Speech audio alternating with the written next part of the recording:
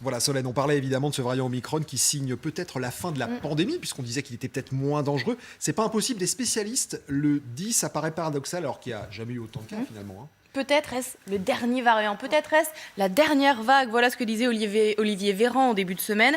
Une épidémiologiste danoise va, elle, encore plus loin. Je cite, Omicron amène la fin de l'épidémie. Il va circuler dans les 2 prochains mois, puis j'espère que l'infection commencera à s'atténuer et que nous retrouverons une vie normale. Une hypothèse qui s'appuie sur quoi? Eh bien sur la très forte contagiosité d'Omicron. Ça peut paraître paradoxal. Contagiosité qui, regardez, fait exploser le nombre de cas à l'échelle mondiale, notamment en France ici, avec plus de 270 000 cas positifs ces dernières 24 heures. Tu l'as dit Stéphane tout à l'heure. Explication de ce professeur de l'Académie de médecine. Écoutez. Omicron va supplanter et il va probablement conférer une immunité collective. Et donc on peut avoir quelque espoir que la vague va s'éteindre, en tous les cas en France. Alors reste encore le problème des pays peu vaccinés. C'est là qu'on risque de voir émerger de nouveaux variants.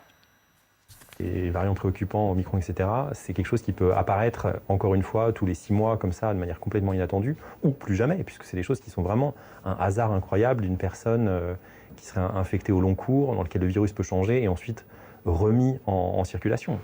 Bon, on va voir désormais ce que va nous réserver 2022, mais selon Alain Fischer, le monsieur vaccin du gouvernement, il n'est pas impossible qu'Omicron marque le début d'une évolution vers des variants moins sévères. Voilà, C'est ce qu'on restons espère. optimistes et positifs pour 2022. Merci beaucoup, Solène. Et pendant ce temps, à Nice, hors de question d'annuler le carnaval, mais de l'adapter. Oui, l'édition de cette année, les rois des animaux. Et oui, ça sera donc maintenu du 11 au 27 février, mais sa version sera différente. C'est ce qu'annonce Christian Estrosi. Oui, et comme d'habitude, le maire de Nice va s'adapter à cette situation. Équipe de travail qui sera mobilisée, différentes formules possibles. Elles seront connues d'ici 15 jours. Les chars disposés devant le bâtiment, le pass sanitaire ou vaccinal, les hôteliers de la Côte d'Azur, évidemment, restent soulagés devant cette adaptation du règlement.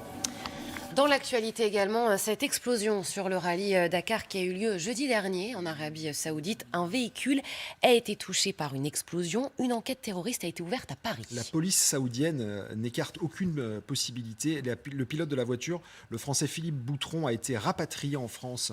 Il est grièvement blessé. Il risque même l'amputation de ses 2 jambes. Charline Nurel et Georges Brunier.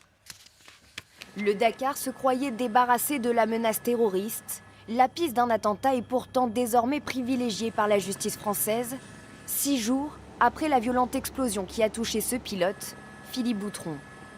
Il était au volant de la voiture de l'écurie Saudi Cars, avec 5 autres Français à bord, quand la déflagration s'est produite.